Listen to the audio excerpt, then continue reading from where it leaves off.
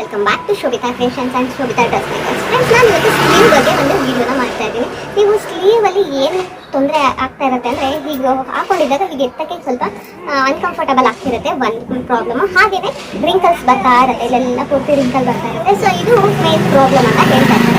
So ಅದಕ್ಕೆ ಏನು ತೊಂದರೆ ಆಗಿರುತ್ತೆ ಅಂತಂದರೆ, ನಮಗೆ ಸ್ಲೀವ್ ಡೌನ್ ಅಂತಂದರೆ ನಾವು ಸ್ಲೀವ್ ಡೌನ್ನ ತೊಗೊಂಡಿರ್ತೀವಲ್ಲ, ಅಲ್ಲಿ ನಮಗೆ ವೇರಿಯೇಷನ್ಸ್ ಅನ್ನೋದು ಆಗ್ತಾ ಇರುತ್ತೆ. ಸೊ ಅದನ್ನು ನಾವು ಹೇಗೆ ಚೇಂಜ್ ಮಾಡ್ಕೋಬೇಕು, ಅದನ್ನು ನಾವು ಏನು ಚೇಂಜ್ ಮಾಡಿಕೊಂಡ್ರೆ ನಿಮಗೆ ಕೆಲವೊಂದ್ಸರಿ ಹೇಳೋದ್ನಲ್ಲ, ಹೀಗೆ ಎತ್ತಕ್ಕಾಗ್ತಾ ಇರಲ್ಲ, ಈ ಥರ ಎಲ್ಲ ಆಗ್ತಾ ಇರುತ್ತೆ ಅಂತ. ಸೊ ಆ ಥರ ಪ್ರಾಬ್ಲಮ್ ಸಾಲ್ವ್ ಆಗುತ್ತೆ.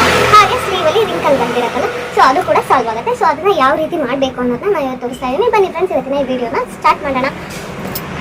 ನೋಡಿ ಸ್ನೇಹಿತರೆ, ಇದು ನಮಗೆ ಬೇಕಾಗುವಂತಹ ಒಂದು measurement, sleeve length, sleeve round, armhole round.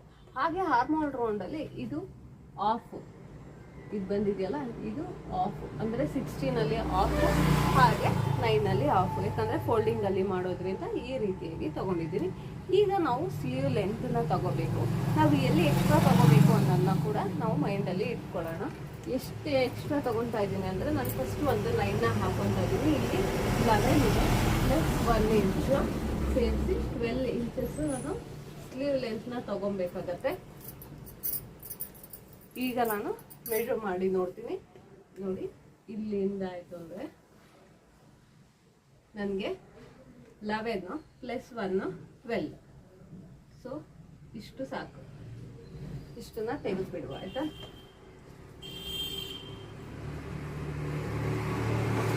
ಈಗ ಸ್ಲೀವ್ ಲೆಂತ್ನ ಹಾಕಿದ್ದೀನಿ. ಈಗ ಇಲ್ಲಿ ನಾವು ಸ್ಲೀವ್ ರೌಂಡ್ ಅಂದರೆ ನಾವು ಇಲ್ಲಿ ಅಗಲನ ತಗೋಬೇಕಾಗತ್ತೆ. ಈ ಅಗಲನ ಹೇಗೆ ತಗೊಳ್ಳೋದು ಅಂದರೆ, ನಿಮ್ಮದು ಹಾರ್ಮೋಲ್ ರೌಂಡ್ ಏನಿದೆ ಆ ಹಾರ್ಮೋಲ್ ರೌಂಡ್ನ ಈಗ ಇಲ್ಲಿ ತಗೋಬೇಕಾಗತ್ತೆ. ನೋಡಿ ಸ್ನೇಹಿತರೆ, ಇದು ನಮಗೆ ಬೇಕಾಗುವಂತಹ ಒಂದು measurement, sleeve length, sleeve round, armhole round.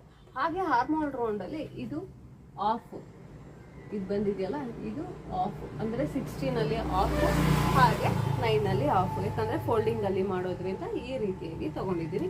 ಈಗ ನಾವು ಸ್ಲೀವ್ ಲೆಂತನ್ನ ತಗೋಬೇಕು. ನಾವು ಎಲ್ಲಿ ಎಕ್ಸ್ಟ್ರಾ ತಗೋಬೇಕು ಅನ್ನೋದನ್ನ ಕೂಡ ನಾವು ಮೈಂಡಲ್ಲಿ ಇಟ್ಕೊಳ್ಳೋಣ. ಎಷ್ಟು ಎಕ್ಸ್ಟ್ರಾ ತೊಗೊತಾ ಇದ್ದೀನಿ ಅಂದರೆ, ನಾನು ಫಸ್ಟ್ ಒಂದು ಲೈನ್ನ ಹಾಕೊತಾ ಇದ್ದೀನಿ. ಇಲ್ಲಿ 11 ಇದೆ ಪ್ಲಸ್ 1 ಇಂಚು ಸೇರಿಸಿ 12 ಇಂಚಸ್ ನಾನು ಸ್ಲೀವ್ ಲೆಂತ್ನ ತೊಗೊಬೇಕಾಗತ್ತೆ. ಈಗ ನಾನು ಮೆಜರ್ ಮಾಡಿ ನೋಡ್ತೀನಿ. ನೋಡಿ, ಇಲ್ಲಿಂದ ಆಯಿತು ಅಂದರೆ ನನಗೆ 11 ಪ್ಲಸ್ 1 12. ಸೊ ಇಷ್ಟು ಸಾಕು. ಇಷ್ಟನ್ನ ತೆಗೆದುಬಿಡುವ, ಆಯಿತಾ?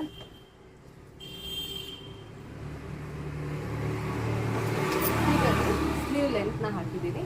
ಈಗ ಇಲ್ಲಿ ನಾವು ಸ್ಲೀವ್ ರೌಂಡ್ ಅಂದರೆ ನಾವು ಇಲ್ಲಿ ಅಗಲನ ತಗೋಬೇಕಾಗತ್ತೆ. ಈ ಅಗಲನ ಹೇಗೆ ತಗೊಳ್ಳೋದು ಅಂದರೆ, ನಿಮ್ಮದು ಹಾರ್ಮೋಲ್ ರೌಂಡ್ ಏನಿದೆ ಆ ಹಾರ್ಮೋಲ್ ರೌಂಡ್ನ ಈಗ ಇಲ್ಲಿ ತಗೋಬೇಕಾಗತ್ತೆ. ನೋಡ್ತಿರಲ್ಲ ಸ್ನೇಹಿತರೆ, ಈಗ ನಾವು 4 ಬರುತ್ತೆ ಡಿವೈಡ್ ಮಾಡಿ, ಅದರಲ್ಲಿ ಅರ್ಧ ಇಂಚನ್ನ ಮೈನಸ್ ಮಾಡಿದ್ರೆ 3.5 ಬರುತ್ತೆ. ಈ 3.5ನ ನಾವಿಲ್ಲಿ ಹಾಕಿದಾಗ ನಿಮಗೆ ಯಾವುದೇ ರೀತಿಯಾದಂಥ ರಿಂಕಲ್ ಬರಲ್ಲ, ಪರ್ಫೆಕ್ಟಾಗಿ ಕುತ್ಕೊಳ್ಳುತ್ತೆ. ಹಾಗೆಯೇ ಇಲ್ಲಿ ಶೇಪ್ ಕೊಡ್ತಿರಲ್ಲ, ಅದು ಕೂಡ ಮ್ಯಾಟರ್ ಆಗುತ್ತೆ. ಈಗ ನಾವು ಸ್ಲೀವ್ ಡೌನ್ನ ಮಾಡೋಣ. ನೋಡಿ, 3.5 ಓಕೆನಾ?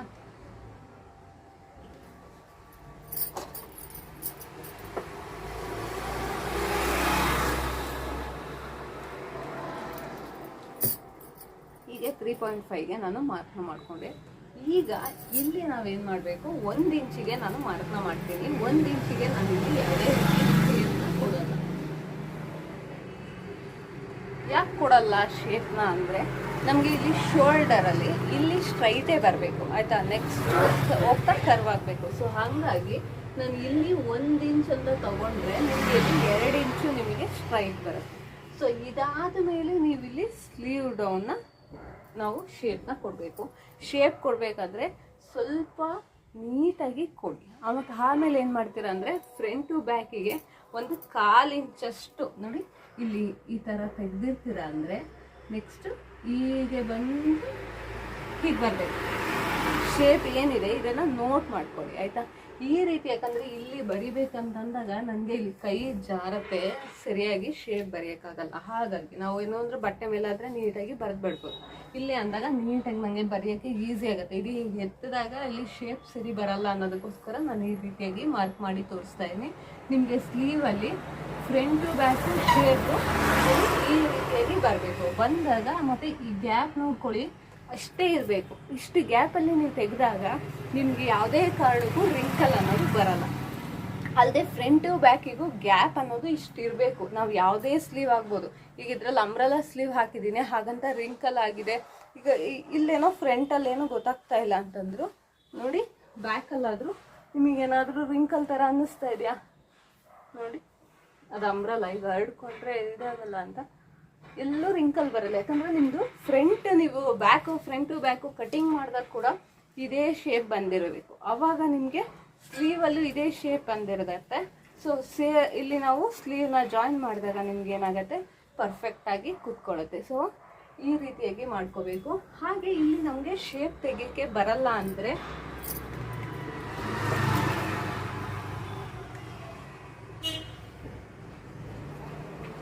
ಈ ರೀತಿ ಒಂದು ಸ್ಟ್ರೈಟ್ ಲೈನ್ನ ಹಾಕ್ಕೊಂಡು ನೀವು ಇಲ್ಲಿ ಶೇಪ್ನ ಕೊಡಿ, ಆಯಿತಾ.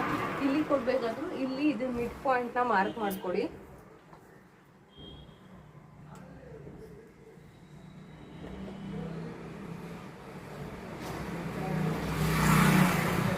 ನೋಡಿ, ಕರೆಕ್ಟಾಗಿ ನಮಗೆ 8 ಇಂಚಿಗೆ ಬರುತ್ತೆ. ಸೊ ಇಲ್ಲಿ 4ಕ್ಕೆ ಮಾರ್ಕ್ ಮಾಡ್ತಾ ಇದ್ದೀನಿ. ಹಾಗೆ ಈ ಗ್ಯಾಪ್ ಏನಿದೆ ಇಲ್ಲಿಗೂ ಅಷ್ಟೇ, ಇಲ್ಲಿಗೂ ಅಷ್ಟೇ. ಯಾಕೆ ಅಂದರೆ ನಾವು ಫ್ರಂಟು ಬ್ಯಾಕು ಎರಡೂ ತಗೋಬೇಕಾಗುತ್ತೆ. ಅದು ಲೆಂತಿ ಸ್ಲೀವ್ ತಗೊಂಡಾಗ ನಿಮಗೆ ಎರಡೂ ಕಡೆ ಶೇಪ್ ತಗೋಬೇಕಾಗುತ್ತೆ. ಜಸ್ಟ್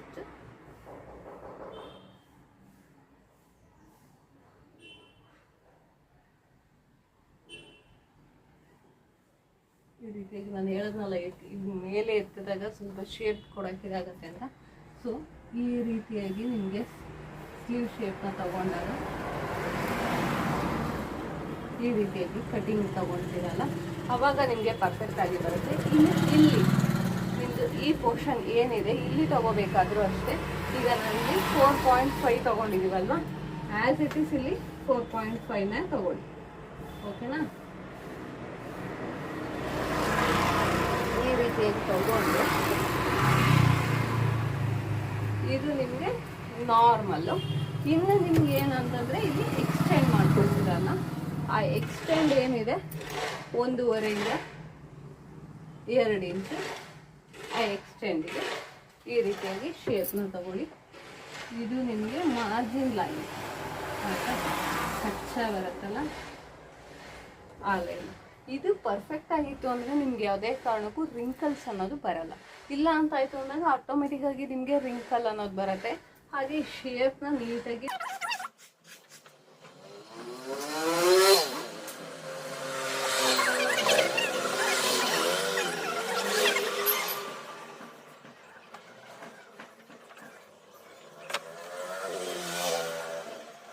ಮಾಡಿದೆ, ಆಯಿತಾ. ಯಾಕಂದರೆ ನನಗೆ ಹೇಳೋದ್ನಲ್ಲ, ಇಲ್ಲಿ ತುಂಬಾ ಪೇನ್ ಬರುತ್ತೆ. ಹೆವಿ ಒಂದು 5 ನಿಮಿಷನೂ ಹಿಂಗೆ ಹಿಡ್ಕೊಳಕ್ಕಾಗಲ್ಲ. ಸೊ ಹಾಗಾಗಿ ಈ ರೀತಿಯಾಗಿ ಶೇಪ್ ಅಂತ ಆಯಿತು ಅಂದರೆ ನಿಮಗೆ ಪರ್ಫೆಕ್ಟಾಗಿ ಬರುತ್ತೆ. ಅದೇ ಇಮೇಜನ್ನು ನೋಡ್ಕೊಂಡು ಈ ಶೇಪ್ ಏನು ಪರ್ಫೆಕ್ಟಾಗಿ ಬಂದಿದೆ, ಇದೇ ರೀತಿಯಾಗಿ ಶೇಪ್ ಅಂತಂದರೆ ನಿಮಗೆ ಇಲ್ಲಿ ಹೀಗೆ ನೀವು ಎಷ್ಟು ಬೇಕಾದರೂ ಎತ್ಬೋದು. ನಾನು ಕೈ ಪ್ರಾಬ್ಲಮ್ ಅಂತ ಹೇಳಿದ್ದು, ಇದರಿಂದ ಏನು ಪ್ರಾಬ್ಲಮ್ ಇಲ್ಲ, ಆಯಿತಾ. ಸೊ ಎಷ್ಟು ಬೇಕಷ್ಟು ಕೈನ ಎತ್ಬೋದಾಗತ್ತೆ. ಹಾಗೆ ರಿಂಕಲ್ ಫ್ರೀ ಆಗಿರುತ್ತೆ. ಈಗ ಏನಾದರೂ ಈ ಥರ ಆಯಿತು ಅಂದರೆ ನಮಗೆ ರಿಂಕಲ್ ಬರುತ್ತೆ, ಇಲ್ಲೆಲ್ಲ ರಿಂಕಲ್ ಬಂದಿರುತ್ತೆ. ಕೆಲವೊಂದ್ಸರಿ ಅಬ್ಸರ್ವ್ ಮಾಡಿ, ಆವಾಗ ರಿಂಕಲ್ ಬಂದಿರುತ್ತೆ. ಮತ್ತು ಈ ಪೋರ್ಷನ್ ಏನಿರುತ್ತೆ ಇಲ್ಲಿ ನೀವು ಲೂಸ್ನ ತೊಗೊಂಡಿರ್ತೀರ, ಇಲ್ಲಿ ಹಿಡಿದಿರ್ತೀರಲ್ಲ, ಈ ಪೋರ್ಷನಲ್ಲಿ ಲೂಸ್ ಆಗಿತ್ತು ಅಂದರೂ ಕೂಡ ನಿಮಗೆ ರಿಂಕಲ್ ಬರೋ ಸಾಧ್ಯತೆ ಇರುತ್ತೆ. ಈ ಪೋರ್ಷನಲ್ಲಿ ಲೂಸ್ ಆಗಿತ್ತು ಅಂದರೆ ಈ ಪೋರ್ಷನಲ್ಲಿ ಕೂಡ ರಿಂಕಲ್ ಬರುತ್ತೆ, ಹಾಗೆ ಇಲ್ಲಿ ಕೂಡ ರಿಂಕಲ್ ಬರೋ ಚಾನ್ಸಸ್ ಇರುತ್ತೆ. ಸೊ ಆದಷ್ಟು ನೋಡಿಕೊಂಡು ನೀವು ಮಾಡಿ. ಮತ್ತು ಮೇನ್ ಇಂಪಾರ್ಟೆಂಟು ಇದು ಸ್ಲೀವ್ ಡೌನು ವೇರಿಯೇಷನ್ ಆಗ್ತಾ ಇರುತ್ತೆ, ಒಂದು ಇಂಪಾರ್ಟೆಂಟು. ಹಾಗೆಯೇ ಇಲ್ಲಿ ನೀವು ಸ್ಲೀವ್ ಶೇಪ್ ಏನು ತೊಗೊಂಡಿದ್ರೆ ಇದರಲ್ಲಿ ಸ್ವಲ್ಪ ವೇರಿಯೇಷನ್ ಆಯಿತು ಅಂದರೆ ನಿಮಗೆ ರಿಂಕಲ್ ಬರೋ ಸಾಧ್ಯತೆ ಇರುತ್ತೆ. ಆಲ್ಮೋಸ್ಟ್ ಎಲ್ಲರಿಗೂ ಸ್ಲೀವಲ್ಲೇ ಪ್ರಾಬ್ಲಮ್ ಬರೋದು. ಹಾಗೆ ಸ್ಲೀವಲ್ಲಿ ಕುಪ್ಪಿ ಬರುತ್ತೆ ಅಂತ ಹೇಳ್ತಾ ಇರ್ತೀರಾ.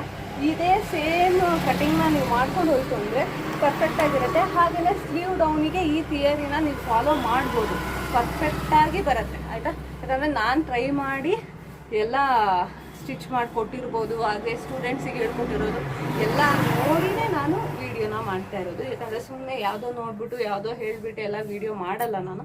ಯಾವುದೇ ಒಂದು ಟಾಪಿಕ್ನ ತೊಗೊಳ್ಬೇಕು ಅಂತಂದರೆ ಯಾವುದು ಪ್ರಾಬ್ಲಮ್ ಇದೆ, ಯಾಕಂದರೆ ನಾನು ಸ್ಟೂಡೆಂಟ್ಸ್ ಹತ್ರ ಸ್ಟಿಚ್ ಮಾಡಿಸ್ಬೇಕಾದ್ರೆ ಅವ್ರು ಏನು ಮಾಡ್ತಾರೆ ಅಂದರೆ ಆಫ್ ತೊಗೊಂಡಿರ್ತಾರಲ್ಲ, ಇಲ್ಲಿ ಏನು ತೊಗೊಂಡಿರ್ತಾರೆ, ಈ 4 ತೊಗೊಂಡಿರ್ತಾರಲ್ಲ, ಆ್ಯಸ್ ಇಟ್ ಈಸ್ ಇಟ್ಬಿಡ್ತಾರೆ ಆಯಿತಾ. ಎಲ್ಲದಕ್ಕೂ ಆ್ಯಸ್ ಇಟ್ ಈಸ್ ಇರ್ತೀರಾ ಅಂತ ಆಯಿತು ಅಂದರೆ ಆಗಲ್ಲ ಆಯಿತಾ.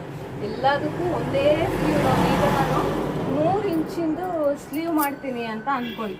3 ಇಂಚಸ್ ಸ್ಲೀವ್ ಮಾಡಿದಾಗ ಇಲ್ಲೇ ಸ್ಲೀವೇ ಲೆಂತೆ 3 ಇಂಚಸ್ ಬಂದಿರುತ್ತೆ ಆಯಿತಾ. ಇದಕ್ಕೆ ನಾನು ಸ್ಲೀವ್ ಡೌನ್ ಹೇಗೆ ತೊಗೊಳ್ಳಿ?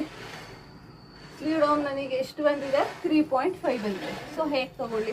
ಇದನ್ನು ನಾವು ನೋಡ್ಕೋಬೇಕು, ಯಾವ ಸ್ಲೀವ್ನ ಮಾಡ್ತಾ ಇದ್ದೀವಿ ಅನ್ನೋದ್ರ ಮೇಲೆ ಇದನ್ನ ಅಪ್ಲೈ ಮಾಡಬೇಕಾಯ್ತಾ. ಎಲ್ಲದಕ್ಕೂ ಒಂದೇ ಸ್ಲೀವ್ ಡೌನ್ನ ಖಂಡಿತವಾಗ್ಲೂ ಅಪ್ಲೈ ಮಾಡಬೇಡಿ ಆಯಿತಾ. ಯಾವ್ದು ಮಾಡ್ತಿದ್ದೀರಾ ಅನ್ನೋದನ್ನ ನೋಡ್ಕೊಳ್ಳಿ. ಹಾಗೆ ನಾನು ಇದು ಮಾಡ್ತಾ ಇರೋದು ಎಲ್ಬೋ ಸ್ಲೀವ್ಸ್. ನಾನು ಈ ಥಿಯರಿ ಹೇಳಿರೋದು ಎಲ್ಬೋ ಸ್ಲೀವ್ಸಿಗೆ ಅಪ್ಲೈ ಮಾಡಿ. ಇದನ್ನ ಬೇಕಾದರೆ ನೀವು ಫುಲ್ ಸ್ಲೀವ್ಸಿಗೆ ಅಪ್ಲೈ ಮಾಡಬೇಕಾಯ್ತು ಅಂದರೆ ಆ್ಯಸ್ ಇಟ್ ಈಸ್ ಇಲ್ಲಿ 8/2 ಬಂದಿದೆಯಲ್ಲ, ಇದನ್ನು ತಗೋಬೇಕಾಗತ್ತೆ ಫುಲ್ ಸ್ಲೀವ್ಸಿಗೆ. ಎಲ್ಲ ಸ್ಲೀವ್ಸಿಗೂ ಒಂದೇ ಸ್ಲೀವ್ ಡೌನು ಅಪ್ಲೈ ಆಗಲ್ಲ ಆಯಿತಾ. ಸೊ ಒಂದೊಂದು ಸ್ಲೀವಿಗೆ ಒಂದೊಂದು ಸ್ಲೀವ್ ಡೌನ್ ಅಪ್ಲೈ ಆಗುತ್ತೆ. ಇದನ್ನು ನೀವು ಮೆನ್ಷನ್ ಮಾಡ್ಕೋಬೇಕು. ನೀವು ಯಾವ ಸ್ಲೀವ್ ಮಾಡ್ತಾ ಇದ್ದೀರಾ ಅನ್ನೋದನ್ನ ನೋಡಿಕೊಂಡು ಸ್ಲೀವ್ ಡೌನ್ನ ಅಪ್ಲೈ ಮಾಡಿ. ಈಗ ನಾನು ತೋರಿಸಿರೋದು ಎಲ್ಬೋ ಸ್ಲೀವ್ ಡೌನು, ಹಾಗೆಯೇ ಫುಲ್ ಸ್ಲೀವ್ಸಿಗೆ ಇದನ್ನ ಅಪ್ಲೈ ಮಾಡ್ಬೋದು. ಫುಲ್ ಸ್ಲೀವ್ಸಿಗೆ ಆಯಿತು ಅಂದರೆ ಇದು ಏನು 8/2 ಬಂದಾಗ 4 ಬರುತ್ತಲ್ಲ, ಇದನ್ನು ಇದಕ್ಕೆ ಅಪ್ಲೈ ಮಾಡಿಕೊಡಿ. ಇದನ್ನು ಇದಕ್ಕೆ ಅಪ್ಲೈನ ಮಾಡ್ಬೋದು ಓಕೆನಾ. ಇನ್ನು ನೆಕ್ಸ್ಟ್ ಮೆಗಾ ಸ್ಲೀವ್ ಎಲ್ಲ ಯಾವ ಥರ ತೊಗೋಬೇಕು, ಕ್ಯಾಪ್ ಸ್ಲೀವ್ ಯಾವ ಥರ ತೊಗೋಬೇಕು, ಅಂಬ್ರೆಲಾ ಸ್ಲೀವ್ ಯಾವ ಥರ ತೊಗೋಬೇಕು, ಇದ್ರ ಬಗ್ಗೆ ನಾನು ನೆಕ್ಸ್ಟ್ ವೀಡಿಯೋನ ಮಾಡ್ತಾ ಹೋಗ್ತೀನಿ. ಅದನ್ನು ನೋಡಿಕೊಂಡು ನೀವು ಟ್ರೈ ಮಾಡಿ ಮನೆಯಲ್ಲಿ. ಆವಾಗ ನಿಮಗೆ ವೇರಿಯೇಷನ್ಸ್ ಗೊತ್ತಾಗುತ್ತೆ. ಎಲ್ಲ ಸ್ಲೀವಿಗೂ ಒಂದೇ ಥರ ಸ್ಲೀವ್ ಡೌನ್ನ ಟ್ರೈ ಮಾಡಿದ್ರೆ ಖಂಡಿತವಾಗ್ಲೂ ನಾನು ಹೇಳಿದ್ನಲ್ಲ ಅಷ್ಟು ಪ್ರಾಬ್ಲಮ್ಸು ಬರುತ್ತೆ. ಸೊ ಇವತ್ತಿನ ವೀಡಿಯೋ ನಿಮಗೆಲ್ಲ ಯೂಸ್ ಆಗಿದೆ ಅಂತ ಅಂದ್ಕೊಳ್ತೀನಿ. ಯೂಸ್ ಆಗಿದ್ರೆ ನಿಮಗೆಲ್ಲರಿಗೂ ಒಂದು ಲೈಕ್ನ ಮಾಡಿ, ಹಾಗೆಯೇ ನಿಮಗೆ ಫ್ಯಾಮಿಲಿ ಫ್ರೆಂಡ್ಸ್ ರಿಲೇಟಿವ್ಸ್ಗೆ ವೀಡಿಯೋನ ಶೇರ್ ಮಾಡಿ. ವಿಡಿಯೋ ನೋಡಿರೋರಿಗೆ, ನೋಡದೇ ಇದ್ದವರಿಗೆ ಎಲ್ಲರಿಗೂ ವಂದನೆಗಳು.